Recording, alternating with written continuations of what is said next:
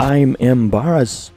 We are all embarrassed. Yan nga ang nasabi ni Coach Gigi Redick matapos na talunin sila ng Miami Heat at tinambakan ng 41 points mga idol sa score na 93-134.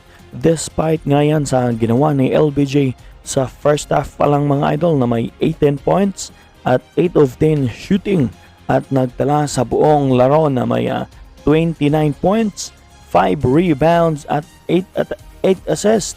Hindi nga yan sapat para maipanalo nila ang laban kontra sa Miami mga idol. Samantalang si Anthony Davis nga ay nag-struggle nga na may 8 points lang sa buong laro. At ito na nga ang pinaka-worst na talo ng Lakers mga idol ngayong season. Kaya naman sinabi nga ni Coach Gigi Redick sa kanyang naging post-game interview na nahihiya nga raw siya sa kanilang tambakol na pagkatalo kontra Miami. At ayon pa nga sa kanya, wala nga raw siyang sinisising player sa kanilang nakakahiyang pagkatalo. Pero dapat umako naman daw ng responsibilidad ang kaniyang mga player. Particularly when it's embarrassing. I'm embarrassed. We're all embarrassed. It's not a game that I thought we had. Pati nga si LeBron James at Anthony Davis mga idol may sinabi nga rin sa kanilang nakakahiyang pagkatalo. Ayon pa nga kay LeBron James, it's not on the coaches. It's definitely on us for sure. Kumbaga kung may masisisi man daw sa kanilang sunod-sunod na pagkatalo, yun nga raw ay walang iba kundi sila.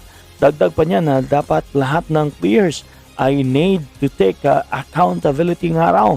Dapat akuin nga raw ng mga players ang kanilang magiging responsibilidad. Samantala, sinabi nga rin ni Anthony Davis mga idol na kailangan nga raw nila manatili as a team, as a unit, and make sure nga raw na hindi raw ito mapunta sa ibang bagay na hindi nila magugustuhan. Mukhang may ibig sabihin nga si Anthony Davis mga idol na baka magkakahiwalay na nga sila kung ganon pa rin na walang competitiveness ang kanilang koponan sa paglalaro. At pinangunahan nga ni Tyler Hero ang Miami Heat mga idol na may 31 points, 5 rebounds at 4 assists despite nga sa 10 turnover nila sa first half ay natalo pa nila ang Los Angeles Lakers. Anong masasabi nyo mga idol sa video natin ngayon?